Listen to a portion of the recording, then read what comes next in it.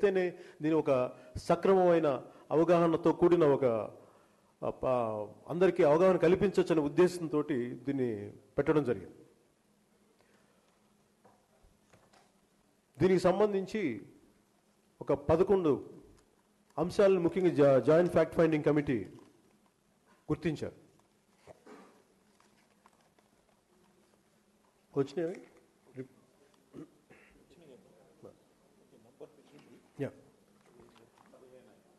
Almost అంటే ముఖ్యంగా అంటే ఏవైతే ఏపీ రీఆర్గనైజేషన్ యాక్ట్లు చాలా ఉన్నాయి, కానీ వాటిని ముఖ్యంగా ఏవైతే వెంటనే ప్రభావితం చేస్తాయో, ఏవైతే ప్రజలకి వెంటనే ఉపయోగపడతాయో వీటన్నిటిని గుర్తించి తీసుకురావడం జరిగింది.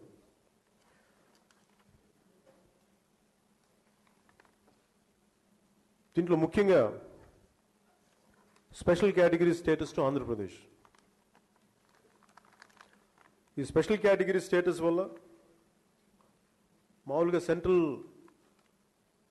ఫండ్ చేసే స్కీమ్స్కి 60%, 40% అలాంటి వాటి మధ్యలో 90% సెంట్రల్ ఫండెడ్ లాగా ఉండేలాగా ఇట్లాంటి, అలాగే ఆ డీటెయిల్స్ అన్నీ మన ఎక్స్పర్ట్స్ ద్వారా వింటాను. బట్ నాకు బేసిక్గా అనిపించింది ఏంటంటే దీంట్లో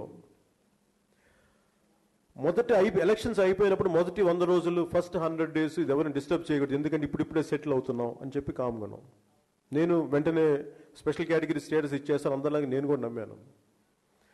కానీ 100 రోజులు అయిపోయిన తర్వాత ఇప్పుడు సర్దుకుంటున్నాం అన్నారు. మొదటి సంవత్సరమే కదా అని 1 సంవత్సరం గడిచిపోయింది. సంవత్సరం తర్వాత ప్రజలు చిన్న అసహనం బయలుదేరింది, దీని మీద ఏం మాట్లాడతారని చెప్పి. అది ఒక స్థాయికి రీచ్ అయినప్పుడు 16లో ఇప్పుడు నేను తిరుపతిలో ఏం చెప్పానంటే, అసలు స్పెషల్ కేటగిరీ స్టేటస్ అనేదాన్ని మీరు కావాలని నిర్లక్ష్యం చేస్తున్నారా, అసలు ఇస్తారా, అసలు ఇచ్చే ఉద్దేశం ఉందా లేదా అన్న ప్రశ్న నేను తిరుపతిలో వేసినప్పుడు ఆ రోజు రాత్రికి రాత్రి మరి ఏదో వెంటనే మేము ఒక స్పెషల్ ప్యాకేజ్ లాంటిది అనౌన్స్ చేస్తామని చెప్పి ఏదో మాట్లాడారు. అది కొద్ది రోజులు అయిన తర్వాత దాని మీద కూడా ఇంకా స్పష్టత రానప్పుడు నేను కాకినాడలో సభ పెట్టినప్పుడు ఈ స్పెషల్ కేటగిరీ స్టేటస్ గురించి ప్రజల్లో ఉన్నదాన్ని నేను అడ్రస్ చేయడానికి వెళ్తున్నప్పుడు ఆ రోజున హడావిడిగా ఆ రోజు కూర్చొని అర్ధరాత్రి 12 గంటలకి కొంపలు మునిగిపోయినట్టుగా స్పెషల్ ప్యాకేజ్ ఒకటి అనౌన్స్ చేశారు. ఆ స్పెషల్ ప్యాకేజ్ని అంటే మనకి ఎలా ఉంటుందంటే కొండంత ఆశ చూపించి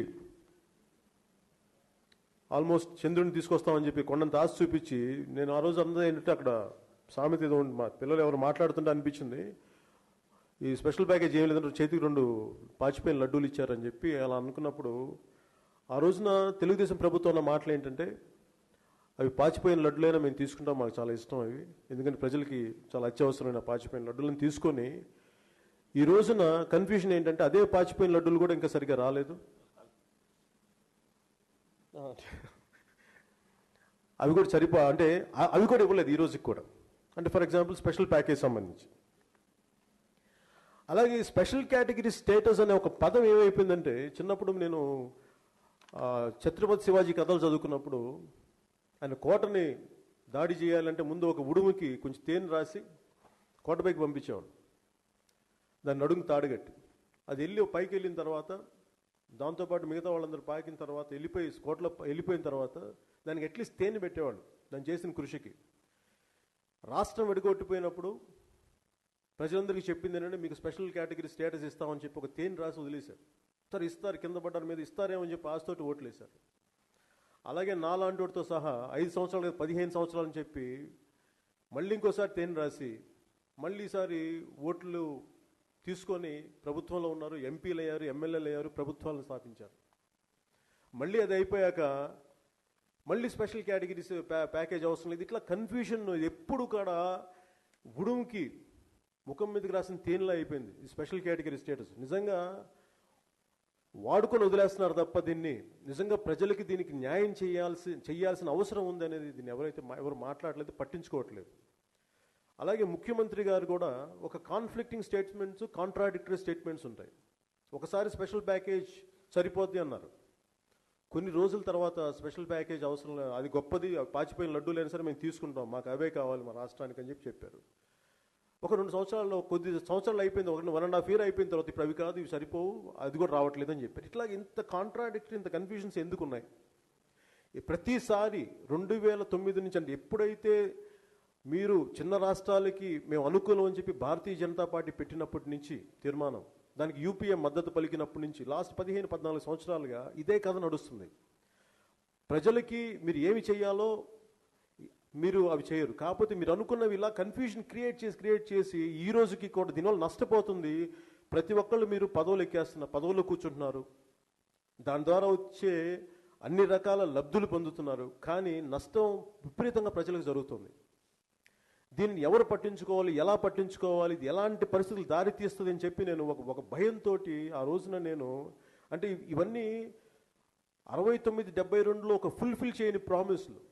ఇందిరాగాంధీ గారు పెట్టిన ఒక 8 పాయింట్ ఫార్ములా కూడా ఫుల్ఫిల్ చేయకపోతే అది 2014కి అది పెనుభూతమై అది రాష్ట్రాన్ని విభజన కారణమైంది. అలాగే ఈ రోజున మీరు స్పెషల్ కేటగిరీ స్టేటస్ ఆర్ మీరు ఆంధ్రప్రదేశ్ పునర్విభజన అంశాలు ఏమైతే మీరు ప్రామిస్ చేస్తారో అవి మీకు ఫుల్ఫిల్ చేయనప్పుడు ఎలాంటి పరిస్థితులు దారితీస్తుంది, ఎలాంటి అన్రెస్ట్కి దారితీస్తుంది, ఎలాంటి అశాంతికి దారితీస్తుంది ప్రజల్లో, యువతలో అని అది గుర్తు చేయడానికి కూడా నేను ప్రధానమంత్రి గారికి 2014లో స్వయంగా గాంధీనగర్ వెళ్ళి చెప్పాను, సార్ ఇది మీరు చాలా ప్రత్యేకమైన చాలా సున్నితమైన అంశం, మీరు దయచేసి దీన్ని గుర్తించండి అని చెప్పి వారికి చెప్పడం జరిగింది. వారు కూడా దాన్ని చాలా సావధానంగా అర్థం చేసుకున్నారు. కానీ వన్స్ వారి ప్రైమ్ మినిస్టర్ అయ్యాక మరి ఉన్న కంపల్షన్స్ ఏంటో నాకు అది తెలియదు. కాబట్టి అది ఉన్నది ఆంధ్రప్రదేశ్ ప్రభుత్వం, ముఖ్యమంత్రి గారు, మిగతా వారి ఎంపీలు. కాబట్టి నాకు దాని మీద అంత అవగాహన లేదు ఎందుకు మార్పు తీసుకున్నారనేది, వీళ్ళు ఎందుకు బలంగా అడగలేకపోయారు అంటే 4 సంవత్సరాలు మీకు ఎందుకు పట్టింది. మళ్ళీ ఇప్పుడు కూర్చొని స్పెషల్ ప్యాకేజ్ రాలేదని చెప్పారు. ఆ రోజు నేను పాచిపోయిన లడ్డూలు అంటే కాదు, పాచిపోయిన లడ్డూలు మహా బంగారం అని చెప్పి తీసుకున్నారు. మళ్ళీ ఏమన్నారు, స్పెషల్ ప్యాకేజ్ మళ్ళీ వస్తుంది, దాని మీద మాట్లాడారు. మళ్ళీ ఈరోజు ఏమన్నారు, మళ్ళీ మీరు మాకు స్పెషల్ కేటగిరీ స్టేటస్ కావాలి. ఇంత కన్ఫ్యూజన్ దేనికి? నేను మీకు మద్దతు పలికింది ఇంత అనుభవజ్ఞులైన, రాజకీయ అనుభవం ఉండి, పరిపాలన అనుభవం ఉన్న ఇలాంటి పెద్ద వ్యక్తులే, ఈ స్థాయి వ్యక్తులు మీరు కన్ఫ్యూజన్ గురైనప్పుడు అది మీకు ప్రజలకు ఎలా న్యాయం జరుగుద్ది, ప్రజలకి ఎలా నమ్మకం కలుగుద్ది, దీని ద్వారా ప్రజలకు ఎలాంటి నష్టం జరుగుద్ది, ఇది మీరు సరిగ్గా కానీ ప్రతి ఒక్కరు దీన్ని బాధ్యతతో కానీ మీరు ముందుకు తీసుకెళ్ళకపోతే ఇది చాలా అస్థిరతకి, చాలా అనిశ్చితికి, దీంతోపాటు రేపొద్దున పొలిటికల్ ఈక్వేషన్స్ కూడా మారిపోతాయి. అందుకని దయచేసి దీన్ని మీరు ప్రత్యేకించి ఈ అవగాహన కోసం ప్రజలకి పూర్తిగా తెలియజేయడానికి దీన్ని పెద్దలందరికీ దీని మీద వారికి చర్చించి, వారు కూడా దాదాపు ఇలాంటి పరిస్థితుల్లోనే అన్నీ ఈ వర్డింగ్ నాకు లేదు కానీ రిపోర్టు నేను ఉన్నాను దీంట్లో.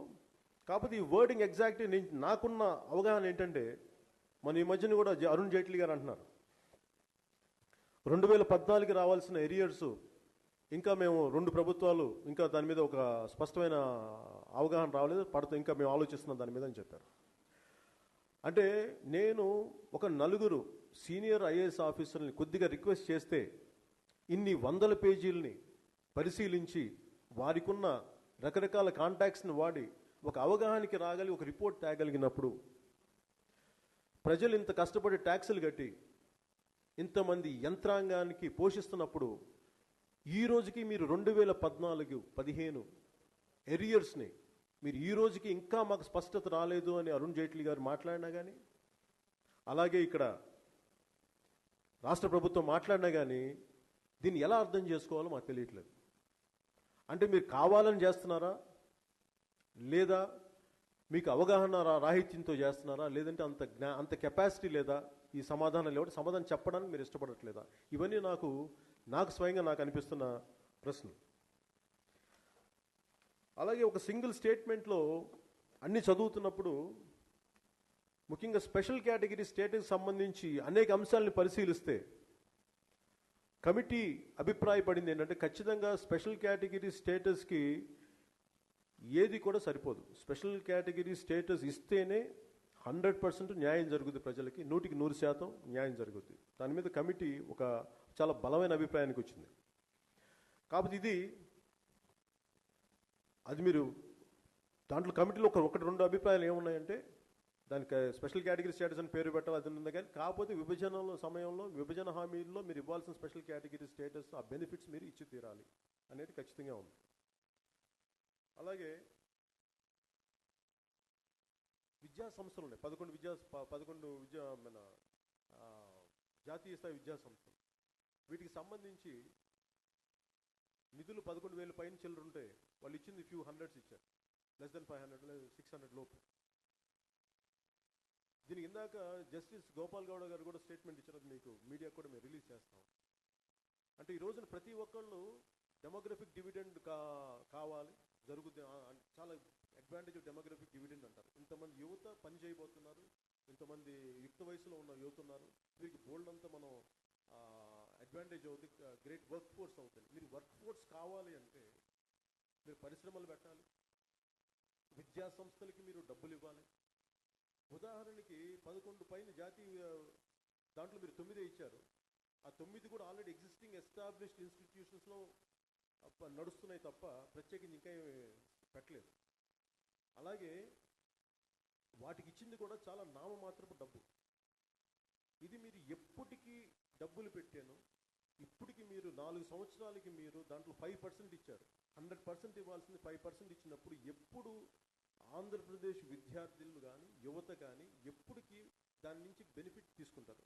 అంటే ఇప్పుడు 5 సంవత్సరాలు అయినప్పుడు 5% ఇచ్చినప్పుడు ఇంకెన్ని సంవత్సరాలు పడుతుంది? మేబీ 20 years, అంటే 2 decades పడుతుంది. మీరు చేసిన డ్యామేజ్ 2 దశాబ్దాలు ఆల్రెడీ విపరీతమైన చీత్కారాలతోటి అవమానాలతో పడ్డ ప్రజలకి మీరు పుండు మీద కారం జల్లినట్టుగా అటు రాష్ట్ర ప్రభుత్వం కానీ అటు గవర్నమెంట్ ఆఫ్ ఇండియా కానీ పుండు మీద కారం జల్లినట్టుగా మీరు డబ్బులు విడుదల చేయరు. అది మరింత అసహనానికి మరింత ఆందోళనకి గురి చేస్తుంటారు.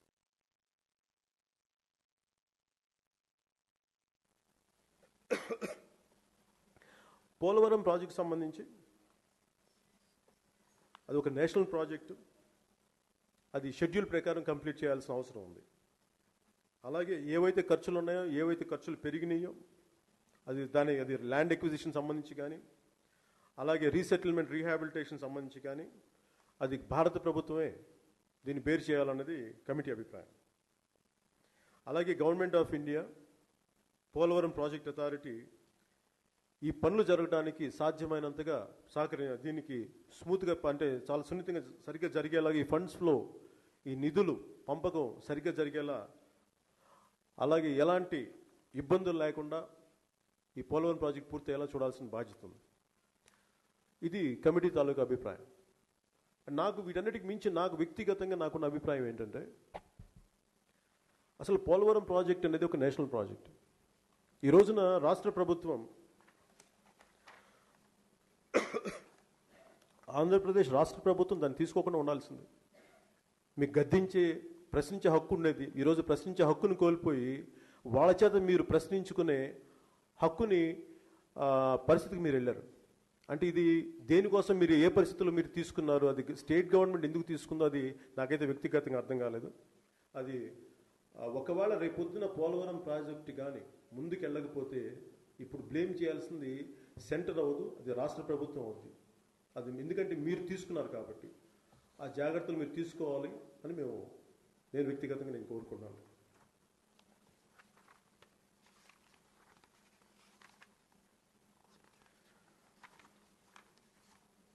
అలాగే రైల్వే జోన్ అని ఉంది, ఆంధ్రప్రదేశ్కి రైల్వే జోన్. ఇది ఈ రోజుకి దాని మీద నిర్ణయం తీసుకోలేదు. విశాఖ రైల్వే జోన్ సంబంధించి మీరు డెమోగ్రఫిక్ డివిడెండ్ కావాలి, యువతకి చాలా ఉద్యోగాలు ఇవ్వాలి. ఆంధ్రప్రదేశ్ ఇండస్ట్రియల్ యూనిట్ సెక్టర్ మొత్తం ఇండస్ట్రియల్ సెంటర్ అయిన డెవలప్మెంట్ అంతా హైదరాబాద్లో జరిగింది.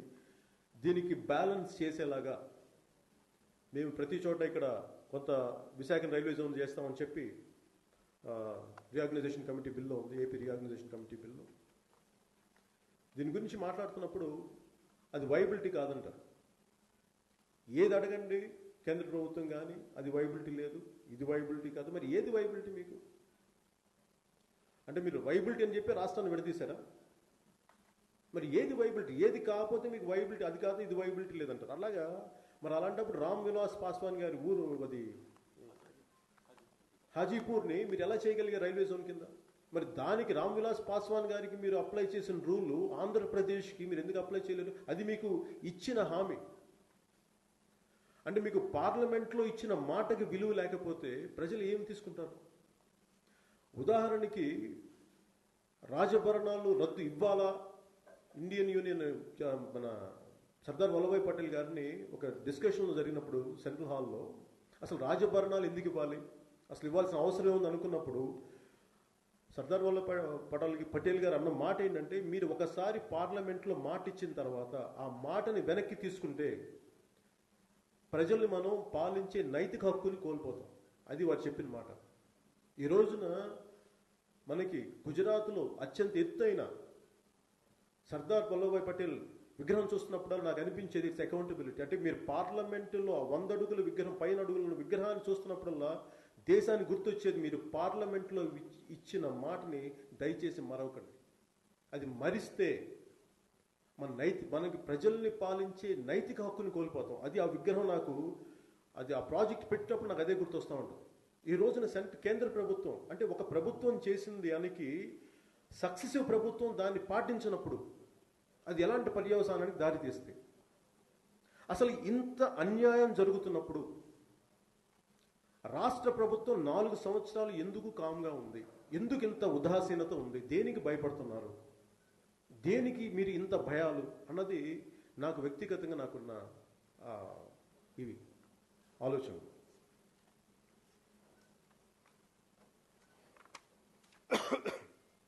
ఉదాహరణకి దుగ్గిరాజపట్నం ఉంది. కేంద్ర ప్రభుత్వం దానికి రకరకాల పర్యావరణ సమస్యలు కానీ లేదంటే జాతీయ భద్రతా సమస్యలు ఇవన్నీ ఉన్నాయి. అలాంటప్పుడు రాష్ట్ర ప్రభుత్వం దానికి ఎందుకు మీరు ఒక ఆల్టర్నేట్ పోర్ట్ ఇవ్వలేకపోయారు? ఒక దుగ్గిరాజపట్నం కుదరదు అనుకున్నప్పుడు దానివల్ల బోల్డంతా మనకి అడ్వాంటేజ్ ఉంది, బోల్డెన్ ఉద్యోగ అవకాశాలు ఉన్నాయి, బోల్డంత ఎకనామిక్ యాక్టివిటీ ఉంటుంది, దానివల్ల ఒక బోల్డంత ఇన్ఫార్మల్ సెక్టర్ పెరుగుతుంది, అక్కడ ఉద్యోగాలు వస్తాయి. మరి ఇవన్నీ పెట్టుకున్నప్పుడు దానికి ఆల్టర్నేట్ మీకు దుగ్గిరాజపట్నం కాదన్నప్పుడు ఇంకొక పోర్టుని ప్రభుత్వం నిర్మిస్తామని చెప్పినప్పుడు భారత ప్రభుత్వం దాన్ని మీరు ఎందుకు సద్వినియోగం చేయలేకపోయారు? ఎందుకు దాన్ని ఉపయోగించగలరు? దాని మీద ఎందుకు ఒక స్పష్టమైన ప్రకటన మీకు ఎందుకు రాలేదో అది రాష్ట్ర ప్రభుత్వం తెలియజేయాల్సిన అవసరం ఉంది.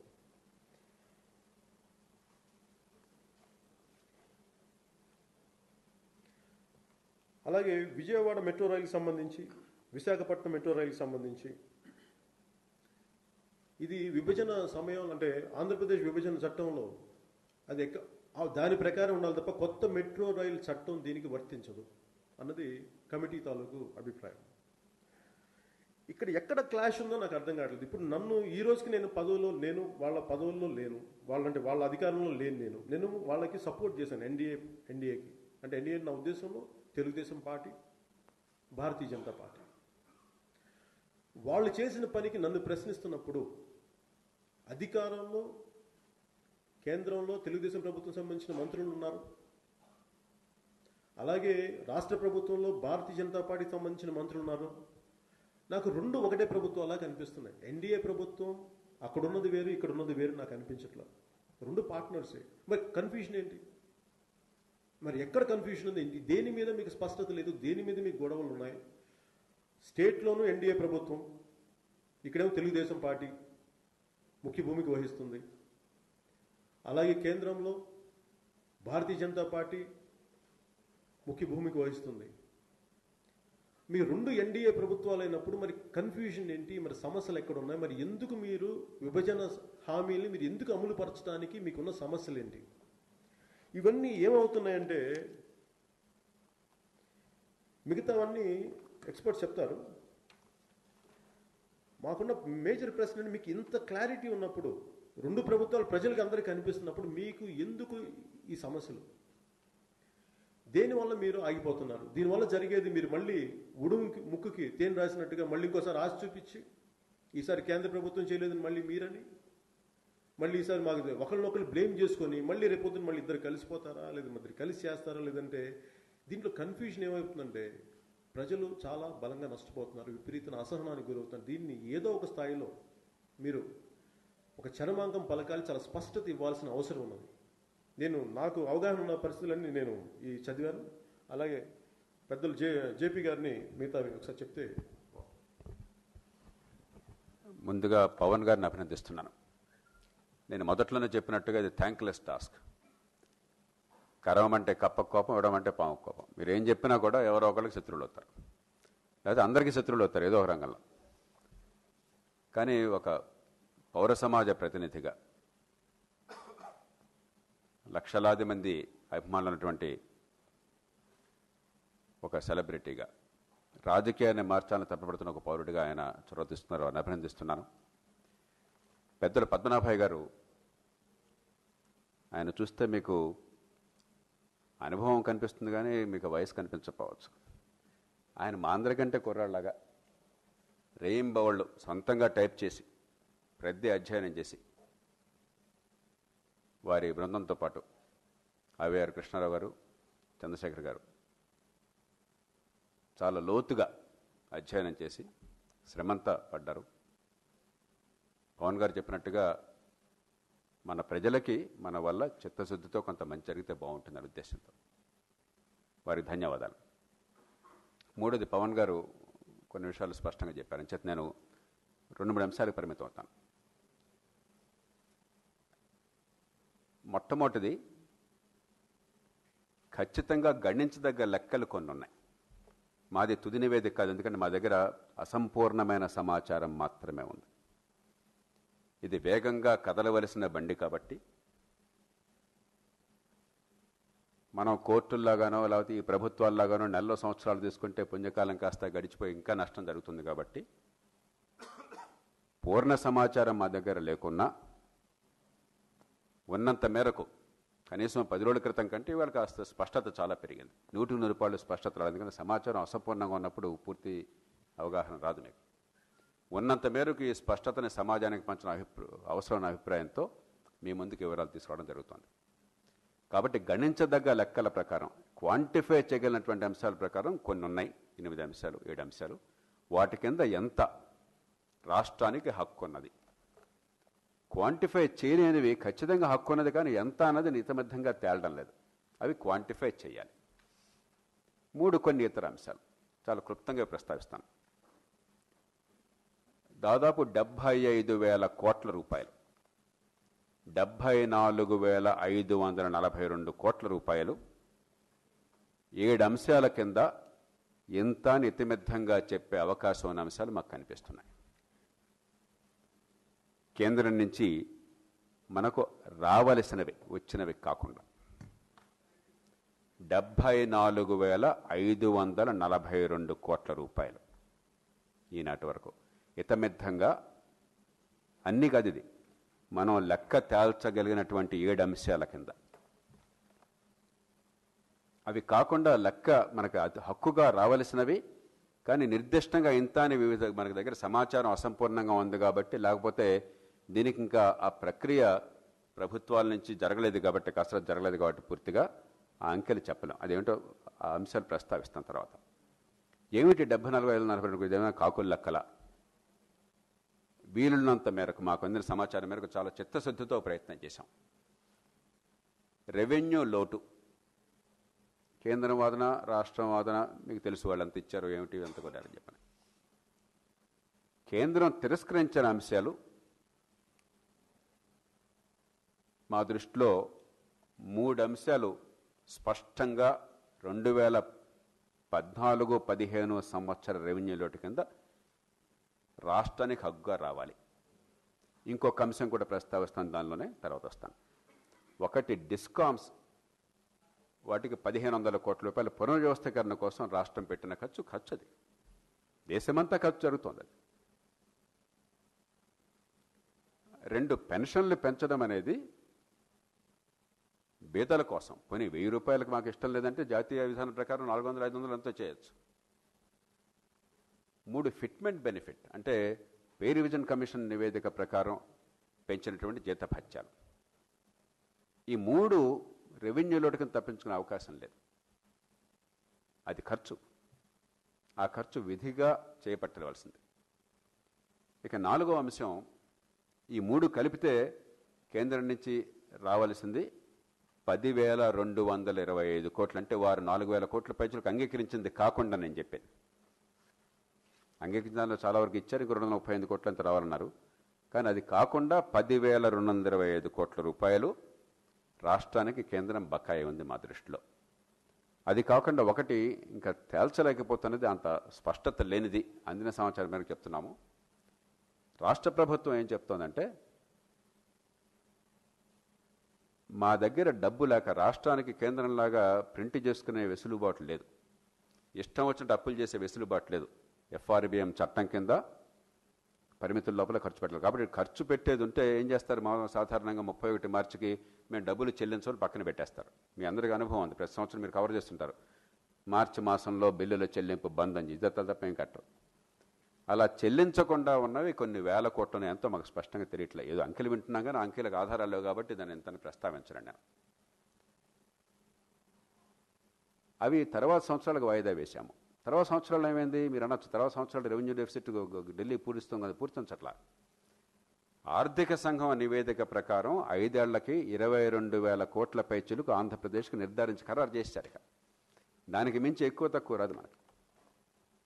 మరి ఈ డబ్బు ఆ సంవత్సరం చెల్లించాల్సింది చెల్లించుకు లేకుండా పోతే వచ్చే సంవత్సరం లోటు ఉన్నా కూడా ఢిల్లీ నుంచి మనకి హక్కు ఉన్నా అది భర్తీ కాదు. కాబట్టి దాన్ని కూడా ఒక ప్రత్యేక కేసుగా 2014-15 లోటు కింద పరిగణించాలి.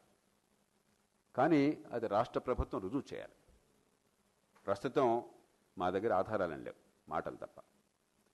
కాబట్టి అది కాకుండా చెల్లించని బకాయిలు, రెవెన్యూ వ్యయం కింద చెల్లించాల్సిన బకాయిలు చెల్లించలేకపోయాను కాకుండా మిగిలిన డబ్బే 10,225 కోట్లు కనిపిస్తున్నారు.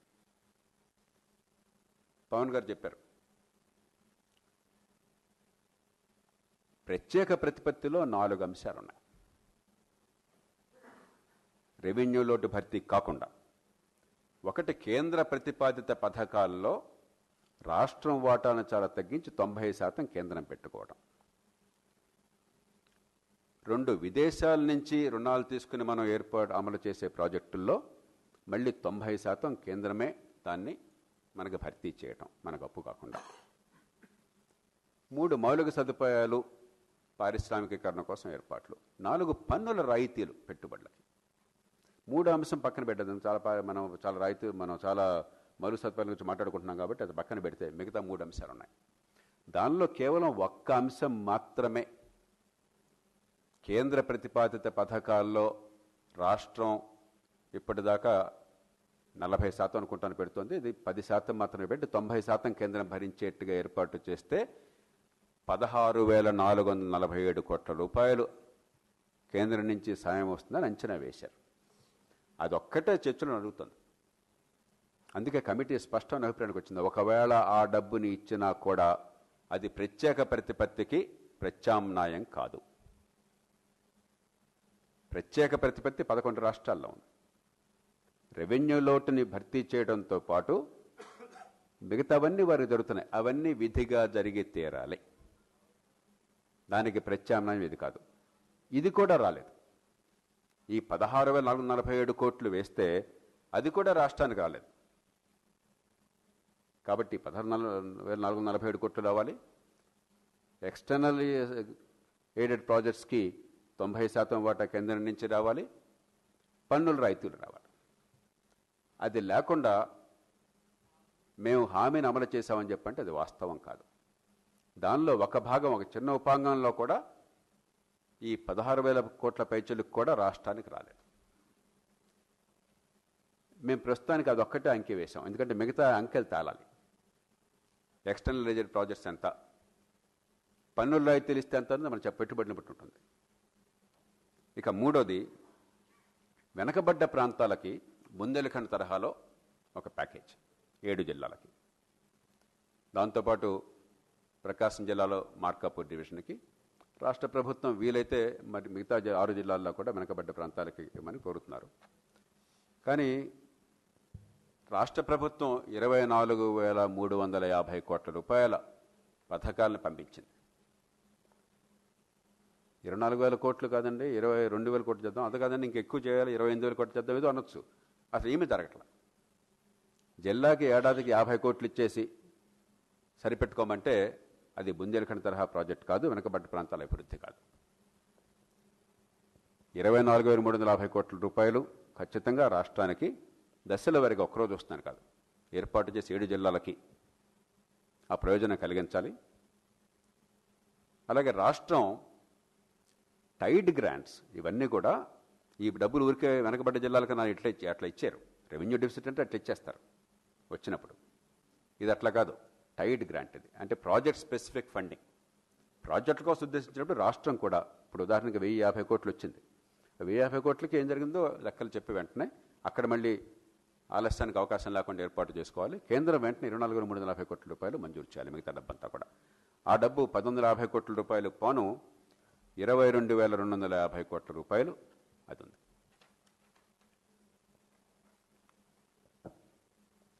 అంటే మేము ఇంకొక 1,150 కోట్ల రూపాయలు వేశాం. ఇచ్చిన డబ్బు కాకుండా ఇస్తామని ప్రకటించిన డబ్బు కూడా ఉంది కాబట్టి అది కూడా వేశాం. 2,100 కోట్లు వేస్తే అది పోగా 22,250 కోట్ల రూపాయలు రాష్ట్రానికి కావాలి. ఇక ఒక అంశం, చట్టాన్ని సరిగ్గా రూపొందించకపోవడం చేత ఆంధ్రప్రదేశ్కి స్పష్టంగా నష్టం వాటిల్లింది. ప్రైవేట్ వ్యాపారాలు కంపెనీల మీద రాష్ట్రాలు వసూలు చేసేటువంటి గత బకాయిల పనుల విషయంలో వసూళ్లేమో ఆ వ్యాపార కేంద్రం ఎక్కడుంటే, నేను రాష్ట్రంలో ఎక్కడైనా కూడా వ్యాపారం చేసుకోవచ్చు ఆనాటి ఉమ్మడి రాష్ట్రంలో, కానీ నా హెడ్ ఆఫీస్ హైదరాబాద్లో ఉందనుకోండి, హైదరాబాద్లోనేమో నేను హైదరాబాద్ ఎవరికి చెందుతుందో ఆ రాష్ట్రానికి పన్నులు కట్టాలి, చట్టంలో పెట్టింది. కానీ నాకు తిరిగి చెల్లించాల్సినవి ఉంటాయి, గతంలో నా దగ్గర ఎక్కువగా ఎక్సెస్ వసూలు చేసినవి. అవి మాత్రం ఆ లయబిలిటీ ప్రభుత్వం నుంచి ఖర్చు మాత్రం జనాభా దామాషా ప్రకారం అన్నారు. దీనివల్ల 3,820 కోట్ల రూపాయల పైచులకు ఆంధ్రప్రదేశ్కి నష్టం వాటిల్లింది. అది కేంద్రం భర్తీ చేయాలి. ఇక పోలవరంలో డబ్బులు ప్రస్తావన మేము తాలా, ఎందుకంటే పోలవరం ప్రాజెక్ట్ జాతీయ ప్రాజెక్ట్ కాబట్టి దానికి వేరే చోట స్పష్టంగా చెప్పాం కూడా దానిలో అంకెలు డబ్బులు చెప్పలేం మేము. అది కాకుండా మిగిలినటువంటి మౌలిక సదుపాయాలు కానీ, పరిశ్రమ గురించి కానీ, అది విశాఖ చెన్నై కారిడార్ కావచ్చు, కాకినాడ పెట్రోలియం కాంప్లెక్స్ కావచ్చు, అలాగే జాతీయ ప్రాధాన్యత ఉన్నటువంటి సంస్థలు కావచ్చు, ఎక్కడైతే డబ్బులు స్పష్టంగా నికరంగా తేలినాయో ఆ అంకెలు మాత్రం ప్రస్తావించాం. అక్కడ కేంద్రం నుంచి రావాల్సింది విశాఖ చెన్నై కారిడార్కి 6,000 కోట్లు, కాకినాడ పెట్రోల్ కాంప్లెక్స్కి 5,000 కోట్లు, ఈ జాతీయ ప్రాధాన్యత ఉన్నటువంటి సంస్థలకి 10,800 కోట్లు వాళ్ళు ఇచ్చిన డబ్బులు కాకుండా. ఈ మొత్తం కలిస్తే వెరసి 74,542 కోట్లు వచ్చింది. సబబైందిగా మేము భావిస్తున్నాం. ఇక్కడెక్కడా కూడా పెద్ద అభూత కల్పనలు కానీ లేదా అవాస్తవాలు కానీ అవకాశం లేకుండా మాకున్న సమాచారం మేరకు. ఇక రెండోది, ఇందాక నేను చెప్పినట్టుగా చాలా అంశాల్లో మా దగ్గర సమాచారం లేదు కాబట్టి ఇంత అని చెప్పలేకపోతున్నాం, కానీ రాష్ట్రానికి హక్కు ఉంది. ఉదాహరణకి రాష్ట్ర రాజధాని నిర్మాణానికి సాయం చేసే బాధ్యత వరకు ఉంది, హక్కు మనకున్నది. అది రాష్ట్రం ఒక అంకె చెప్తోంది, పత్రికల్లో ఊహాగానాలు వస్తున్నాయి. కేంద్రం 3,500 కోట్లు ఎంతో, దానిలో కూడా గుంటూరులో డ్రైనేజ్ దానిలో 1,000 కోట్లు పెట్టి అంతా సరిపెట్టుకోమని అంటున్నారని చెప్పాను. 3 అంశాలు దీనిలో చేరడం చెప్తాం. ఇది గ్రీన్ ఫీల్డ్ క్యాపిటల్ సిటీ. లక్షల కోట్లు మనం ఆశ ఉండొచ్చు, కానీ అది బహుశా సాధ్యం కావచ్చు కాకపోవచ్చు. కానీ విధిగా ప్రభుత్వ సదుపాయాలతో సహా మనకి అక్కడ స్థానికంగా ఉన్నటువంటి మౌలిక సదుపాయాలు, కృష్ణానదిలో వరదలు నరికట్టడం దగ్గర నుంచి కృష్ణానది పక్కన పెడుతున్నాము, ఇతర మౌలిక సదుపాయాలు, sewerage, drainage, water, electricity, internal roads వగేరా వగేరా. 2 రోడ్ లింకేజెస్. దానిలో ఔటర్ రింగ్ రోడ్ కావచ్చు ఆ నగరానికి, ఆ నగరంతో కనెక్టివిటీ వివిధ ప్రాంతాల నుంచి అనంతపూర్ కానీ లేకపోతే ఇక్కడ హైదరాబాద్ కానీ ఇంకా ఇతర ప్రాంతాలతో కానీ కనెక్టివిటీ కోసం రైల్ ప్రాజెక్టులు కావచ్చు. 5 ప్రాజెక్టులు ఉన్నాయి. వీటి మొత్తానికి కూడా కేంద్రం నుంచి సాయం అందాల్సి ఉంది. అలాగే ఇందాక చెప్పాను, అన్పెయిడ్ బిల్స్ ఆ సంవత్సరం చెల్లించక తర్వాత సంవత్సరానికి పడ్డవి, అది ఈ ఫైనాన్స్ కమిషన్ గ్రాంట్లో దాన్ని లెక్క వేయించరు కాబట్టి దాన్ని కూడా రెవెన్యూ డిస్లో భాగంగా పరిగణించాలని చెప్పని. అలాగే స్పెషల్ కేటగిరీ స్టేటస్గా ఉన్నట్లయితే మనకి ఎక్స్టర్నల్ ఎయిడెడ్ ప్రాజెక్ట్స్లో అసిస్టెన్స్ వస్తుంది, అంత ఇతమితంగా చెప్పలేం. అది కానీ పవన్ గారు చెప్పారు, దుగ్గరాజపట్నం సాధ్యం కాబట్టి మరో చోట పోటీ, అది హక్కు. ఇది నిజానికి రాష్ట్ర విభజన కంటే ముందుగా మనకు హక్కు, కేవలం విభజన చట్టంలో చేర్చారంతే. దాన్ని కేంద్రము ఉదాసీనంగా ఉంది, రాష్ట్రం కూడా దాన్ని పట్టించుకున్న దాఖలాలు లేవు. కాబట్టి విధిగా మన రాష్ట్రంలో ఎక్కడ యుక్తమైతే, ఎక్కడ అత్యధికంగా ఉపాధి కల్పనకి, ఇతర పెట్టుబడులకి, ఆర్థిక వ్యవస్థని పెంచడానికి అవకాశం ఉంటుందో అక్కడ అది సాంకేతిక నిర్ణయం కావాలి. ఆ పోర్టు ఏర్పాటు కోసం చెప్పని రాష్ట్రం ప్రతిపాదనలు పంపించాలి, భూమిని కేటాయించాలి. కేంద్రం వెంటనే ఆ పోర్టు నిర్మాణానికి పూనుకోవాలి. ఇతరమైనటువంటివన్నీ కూడా పవన్ గారు చెప్పారు, ఇంకా పెద్దలు చెప్తారు. మనకి 13వ షెడ్యూల్లో ఉన్న అంశాలు కావచ్చు, ఇతర మౌలిక సదుపాయాలు కావచ్చు, కనెక్టివిటీ కావచ్చు. ఆ సంస్థల ఉదాహరణకి 11 జాతీయ ప్రాధాన్యత సంస్థలు 2 అసలు ప్రారంభానికి నోచుకోలేదు. మిగతావన్నీ కూడా అద్దెంట్లో అక్కడెక్కడ ఉంటున్నారు. అవన్నీ కూడా విధిగా అమలు కావాలి. ఇంకా అమలు కావాల ఉద్దేశంలో వివాదం లేదు. కాకపోతే నత్తనడక నడుస్తున్నాయి. 2-3 ఏళ్లలో 5 ఏళ్లలో అయిపోతాయని మనం అనుకుంటుంటే ఈ లెక్కన జరిగితే 50 ఏళ్ళు జరిగే అవకాశం ఉన్నది. పోలవరాన్ని తీసుకున్నట్టయితే 52,000 కోట్ల రూపాయలు పైచిలుకు ప్రాజెక్ట్ కాస్ట్ అంటున్నారు. దానిలో 32,000 కోట్లు కేవలం పునరావాసం కోసమని, భూసేకరణ కోసం అవుతున్నది. హెడ్ వర్క్స్ అది వేగంగా జరుగుతుందని చెప్తున్నారు, సంతోషం. కానీ హెడ్ వర్క్స్ జరిగిపోయి మీరు నీళ్ళు నిర్మించుకోవడం అవకాశం లేకపోతే, భూసేకరణ పునరావాసం పూర్తి కాకపోతే ఎందుకు ఊరికే ఉపయోగం ఉంది?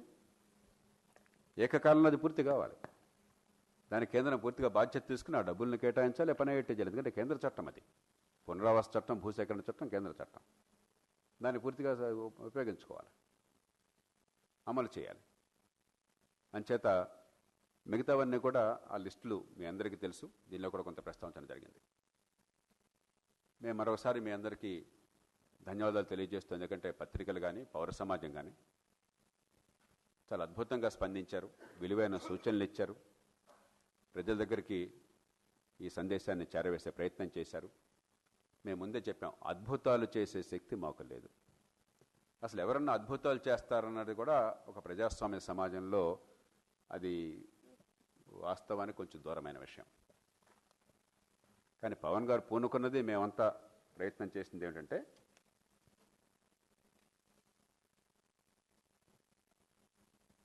ఉన్నంతలో ఒక క్లారిటీ తీసుకొద్దాం. సూర్యుడు తూర్పునున్నాడా పడమడున్నాడా అని చెప్పంటే ఆ విషయంలో మనకి భేదాభిప్రాయం అంటే చర్చకి అవకాశం లేదు. ఉండవల్లి అరుణ్ కుమార్ గారు లాంటి వాళ్ళు పార్లమెంట్ లోపల, కోర్టులో చాలా వారిదైన విశిష్టమైన శైలిలో బోర్డంత పోరాటం చేశారు. కానీ వాస్తవాల విషయంలో భేదాభిప్రాయాలంటే మనకు పోరాటాలు కనిపిస్తాయి, కానీ బహిరంగ చర్చ ఆరోగ్యకరంగా ఉండే అవకాశం లేదు. కాబట్టి ఇప్పటిదాకా ఈ నిపుణుల సాయంతో కమిటీ చేసిన పని, పవన్ గారు చేసినటువంటి ఈ చొరవతో ఏమిటి అంటే, కొంత మేరకు మాకు సమాచారం ఉన్నంత మేరకు అద్భుతాలను చేయడం కాదు, కొంత స్పష్టతను తీసుకొచ్చే ప్రయత్నం. ఖచ్చితంగా నా మటుకు నేను చెప్పగలను, 15 రోజుల క్రితం కంటే 10 రోజుల క్రితం కంటే ఇప్పుడు ప్రారంభం చేస్తుంది పవన్ గారు ఇది కమిటీ 16వ తేదీ కంటే 16 ఫిబ్రవరి కంటే ఈవేళ నాకు ఒక 60-70% క్లారిటీ ఎక్కువ ఉంది నా మటుకు. నాకు ఇక పత్రికలకి, సామాన్య ప్రజలకి, పాఠకులకి ఏమిటన్నది నాకు తెలియదు. ఆ క్లారిటీ అవసరం. చర్చకి ముందు వాస్తవాల విషయంలో స్పష్టత ఉంటే, చాలామంది ఈ కమిటీ ప్రతిపాదించినప్పుడు వీళ్ళంతా వీళ్ళు ద్వేషం చేద్దంటే మా తెలియదా అన్నారు. తెలిస్తే సంతోషమే. అసలు తెలిస్తే ఒక్కొక్కరు ఒక మాట చెప్తారండి. సూర్యుడు తూర్పున తోయిస్తాడన్నది పత్రికల్లో చెప్పక్కర్లే, టీవీల్లో చర్చ అక్కర్లే. 5 ఏళ్ల కుర్రాడికి కూడా తెలుసు, ఓ చిన్న పాపకి తెలుసు. ఇక్కడ అట్లా లేదు. వాస్తవాల విషయంలో ఎప్పుడైతే ఒక్కొక్కళ్ళు ఒక్కో మాట మాట్లాడిన దాన్ని వాదనగా మారుస్తున్నారో, వాస్తవాలు వాదనగా పనికొచ్చేవి కాదు, వాస్తవాలు వాస్తవాలే. ఒక వాస్తవం ఏమిటో 2 వాస్తవాలు ఉండవు. కాబట్టి ఆ వాస్తవాలు నిగ్గు తేల్చడం బాధ్యతగా, పరిమితంగా పౌర సమాజం తరపున బాధ్యత తీసుకున్న తప్ప అధికారం ఉండి కాదు. ఇది మిగతా వారు చేయలేరని కాదు, దేవుడి పిల్లకి అందరూ పెద్దలే కాబట్టి ఒక ప్రయత్నం జరిగింది. ఈ ప్రయత్నంలో పొరపాటుంటే దానికి బాధ్యతని మేము తీసుకుంటున్నాం, సవరించుకునే ప్రయత్నం చేస్తాం. ఈ ప్రయత్నం ఫలితాలను ఇస్తే దీనివల్ల కొంచెం అవగాహన పెరిగే అవకాశం ఉంటే దాన్ని ఉపయోగించుకోమని అందరినీ కోరుతున్నాం. ఇక తదుపరి కార్యక్రమం ఆల్రెడీ ఇవన్నీ తేల్చారంటే చాలామంది అడుగుతున్నారు. పవన్ గారిని చాలామంది అడుగుంటారు. మరి నన్ను ఎంతోమంది అడిగారు, ఎంత సరేనయ్యా మీరు పెద్ద కొన్నదా విలుకలు పెడతారు, తర్వాత ఏంటి, తర్వాత ఏమిటన్నది ఇది పద్మనాభయ్య గారి సొంత వ్యవహారం కాదు, పవన్ గారి సొంత వ్యవహారం కాదు, నా సొంత వ్యవహారం కాదు, అరుణ్ కుమార్ గారి సొంత వ్యవహారం కాదు. ఇది మనందరికీ సంబంధించింది. మన పౌర సమాజము, రాజకీయ పార్టీలు, ప్రభుత్వాలు, జాతీయ స్థాయిలో, రాష్ట్రంలోనూ, పత్రికలు, టీవీలు, మనందరం కూడా రాజ్యాంగబద్ధమైన రీతిలో, ప్రజాస్వామ్య పద్ధతిలో మన ప్రయోజనాలని చట్టబద్ధంగా in letter and in spirit కాపాడుకోవటం కోసం సంఘటితంగా ఓ ప్రయత్నం చేయాలి. అది ఈ కమిటీ ఎలా చేయాలని కమిటీ నిర్ణయం చేయడం కోసం కమిటీని మనం కూర్చోవాలి ఇక్కడ. మరోసారి మీ అందరికీ ధన్యవాదాలు తెలియజేస్తూ ఇది ఒక మంచి చర్చకు దారితీస్తుందని, దీనిలో అసంపూర్ణంగా ఉన్న అంశాలు కూడా వెలుగులోకి వచ్చి మరింత స్పష్టత వస్తుందని, దానివల్ల తెలుగు ప్రజల ప్రయోజనాలు నెరవేరుతాయని ఆశిస్తూ, తెలంగాణ విషయంలో 13వ షెడ్యూల్లో 7 నిర్దిష్టమైన అంశాలు ఉన్నాయి. వాటి అమలుకి, మిగతా వాటి అమలుకి, ఇక్కడ ఆర్థికంగా సంక్షోభంలో ఉంది కాబట్టి కొన్ని ఎక్కువ అంశాలు వచ్చినాయి. మిగతా వాటి అమలు కోసం ఎంత గట్టిగా మనం పట్టుబడుతున్నామో, తెలుగు ప్రజల ఉమ్మడి ప్రయోజనం కోసం, తెలుగు ప్రజల మధ్య ఇప్పుడే పవన్ గారు చెప్పినట్టుగా నెలకొన్నటువంటి సామరస్య వాతావరణం మరింత ప్రగాఢం కావటం కోసం, ఈ 2 రాష్ట్ర ప్రజల ప్రయోజనాలను కాపాడేందుకు మనం ఉమ్మటిగా గొంతు విప్పాలని కోరుతూ మీ అందరికీ నమస్కరిస్తూ సెలవు తీసుకుంటున్నాను.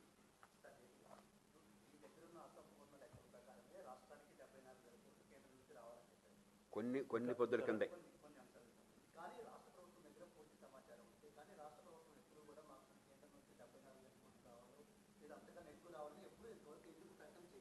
మనందరం ప్రభుత్వం అనేది ఒకటి ఉంది అనుకుంటాం. ప్రభుత్వం అనేది బ్రహ్మ పదార్థం. ప్రభుత్వంలో ఈ శాఖ ఉంటుంది, ఆ శాఖ ఉంటుంది, ఆ శాఖలో ఇక్కడైనా ఉంటాడు, ఇక్కడైనా ఉంటాడు, ఇక్కడ అంతా పనిచేస్తాం. దానిలో కుడి చేయి ఏం చేస్తుంది, ఎడ చేసి తెలియదు. దీనిలో కూడా ఈ 74 కూడా మీకు ఎక్కడ కనిపించదు. జాగ్రత్తగా చూస్తే పెద్దలందరూ కూడా మతించి దుర్భిణి వేసి చూస్తే అక్కడ ఇక్కడ ఏది చేర్చదగ్గది ఏది కాదు ఇవన్నీ లెక్కేస్తే కొన్ని రంగాల్లో వెరసి తేలింది. ఈ ప్రయత్నం ఒక వ్యూహాత్మకంగా, సమగ్రంగా, సమన్వయంతో ఇంటిగ్రేట్ చేస్తూ జరగాలి. ఇది ఒక రాష్ట్రం ఈనాడు కాదు, దేశమంతా తొలినాటి నుంచి ఈ సమన్వయం లేని రీతిలో, కుడి చేయి ఎడం చేయి సంబంధం లేని రీతిలో మన దేశంలో పరిపాలన జరుగుతుంది. దానికి దర్శనం మాత్రమే.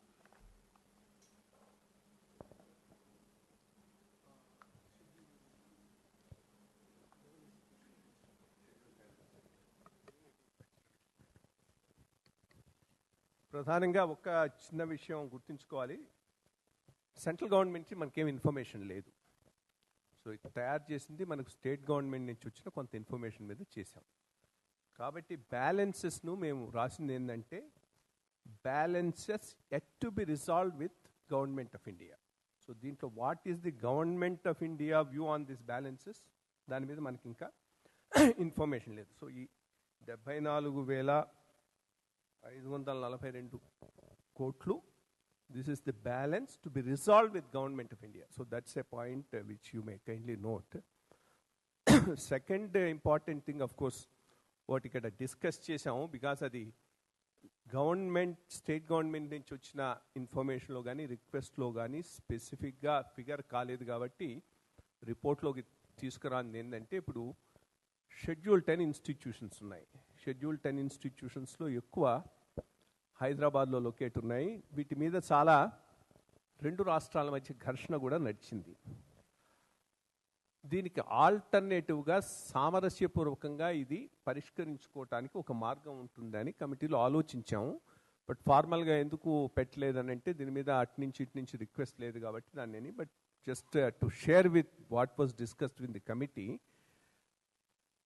ఈ షెడ్యూల్ 10 ఇన్స్టిట్యూషన్స్ను ఆంధ్ర రాష్ట్రంలో ఏర్పాటు చేసుకోవటానికి కేంద్ర ప్రభుత్వం ఒక ప్యాకేజీ ఇవ్వగలిగితే, మంచి ప్యాకేజీ, హైదరాబాద్లో ఉన్న ఇన్స్టిట్యూషన్స్ హైదరాబాద్లో, ఆంధ్ర ఏరియాలో ఉన్న ఇన్స్టిట్యూషన్స్ ఆంధ్ర ఏరియాలోనే ఉండి కొత్త ఇన్స్టిట్యూషన్స్ ఏర్పాటు చేసుకునే అవకాశం ఉంటుంది. దాంతో ఇన్నాళ్ళు నడిచిన ఈ ఘర్షణ అంతా కూడా ఒక దానికి మనం మళ్ళీ పలికేటటువంటి అవకాశం ఉందనేటువంటి ఒక అభిప్రాయం వచ్చింది. మేబీ స్టేట్ గవర్నమెంట్ కూడా ఈ అంశాన్ని గురించి కొద్దిగా ఆలోచించి, సెంట్రల్ గవర్నమెంట్ కూడా ముందుకు రావాలనుకో ఫైనాన్షియల్ ప్యాకేజ్ ఇవ్వడానికి, అది కొంతవరకు దీనిని రిజాల్వ్ చేసుకోవటానికి వీలుంటుందనేటువంటిది కమిటీ యొక్క అభిప్రాయం. Thank you.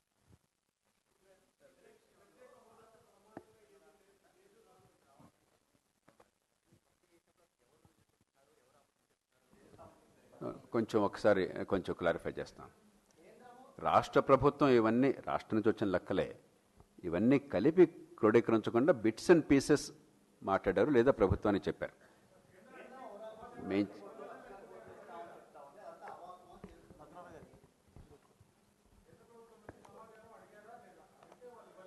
అడగడం జరిగింది, రైట్ ఇన్ఫర్మేషన్ అడగడం జరిగింది, ఇన్ఫార్మల్గా చెప్పడం జరిగింది. మళ్ళీ అగైన్ కేంద్రం అంటే సమన్వయం కుదరదు కాబట్టి వారి నుంచి సమాచారం రాలేదు. ఈ 3 లక్షలు 2 లక్షల కోట్లు చెప్తాను. గతంలో కూడా ఈ విషయం ప్రస్తావించడం జరిగింది. కేంద్ర రాష్ట్ర సంబంధాలు కేవలం రాష్ట్ర విభజన చట్టానికో ఆంధ్రప్రదేశ్కో తెలంగాణకో పరిమితమైనవి కాదు. రోజువారీ లావాదేవీలు లక్షల కోట్లుంటాయి. కేంద్రం భారతదేశంలో దేశ రక్షణ సరిహద్దుల్లో మిగతా చోట మినహాయిస్తే ఎక్కడ ఖర్చు పెట్టినా కూడా ఈ దేశంలో ఎక్కడో చోట ఖర్చు పెట్టాలి. మన నేషనల్ హైవేస్కి, మన రైల్వేస్కి, మన మౌలిక సదుపాయాలకి, మన విద్యుత్తుకి, మన ఇతర అంశాలకి. అలాగే కేంద్రం నుంచి రాష్ట్రాలకు, అన్ని రాష్ట్రాలకు కూడా రాజ్యాంగబద్ధంగా హక్కుగా ప్రతి ఏడాది కొన్ని లక్షల కోట్ల రూపాయలు మన పన్నుల డబ్బులు, మన వాటా, కేంద్రం ప్రైవేట్ డబ్బు కాదు, అది ఓ హక్కుగా వస్తుంది. అలాగే కేంద్రం ప్రతిపాదించే లేక చేపట్టే లేక అమలు చేసేటువంటి ఎన్నో పథకాలు, విద్య, ఆరోగ్యము, ఇతర రంగాల్లో రాష్ట్రాల్లో అమలు కాబట్టి రాష్ట్రాలు కొంత, కేంద్రం కొంత పెట్టుకుంటాయి. ఇవన్నీ మామూలుగా జరిగేటువంటిది ఒక ఫెడరల్ వ్యవస్థలో. మామూలుగా ఏమవుతుందంటే ఈ రాజకీయమైనటువంటి వాదనలు వచ్చినప్పుడు మరో అంశంలోనే ఈ మొత్తం కలగత్తు కట్టేస్తారు. రాష్ట్ర విభజన నేపథ్యంలో ఆంధ్రప్రదేశ్, తెలంగాణలో ఉత్పన్నమైన ప్రత్యేక పరిస్థితి నేపథ్యంలో రాష్ట్రాలకు ఇచ్చిన హామీలు అమలు. అలా కాకుండా భారతదేశము, రాష్ట్రములు, వాటి మధ్య ఆర్థిక సంబంధాలు అవి కాదు మనం చూడడం కోసం కూర్చున్నది, అవి కాదు చర్చ. అట్లయితే ప్రతి ఏడాది భారతదేశంలో ఒక 39 లక్షల కోట్ల రూపాయలు కేంద్ర రాష్ట్ర ప్రభుత్వాలు ఖర్చు పెడుతూ ఉంటాయి. దానిలో 22,62,000 కోట్ల రూపాయలు ఈ సంవత్సరం బడ్జెట్లో కేంద్ర ప్రభుత్వం ఖర్చు చూపెడుతుంది. ఈ లక్షల కోట్లన్నీ దీనిలోకి రావు. ఆ డబ్బులన్నీ పాకిస్తాన్లో ఖర్చు పెట్టరు కదా, భారతదేశంలో మన రాష్ట్రాల్లో, మన కేంద్రపాలిత ప్రాంతాల్లో కదా ఖర్చు పెట్టేది. కాబట్టి అవి ఎవరిని తప్పడ్డలేదు. ఈ అంశం వేరు, ఆ అంశం వేరు.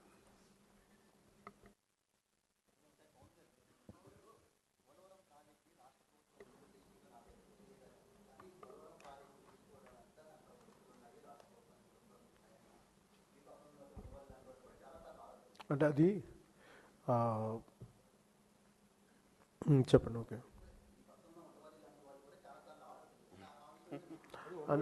అది ఉన్నోళ్ళు గారిని అడిగారు. అంటే అలా అలాగే ఒక నిమిషం.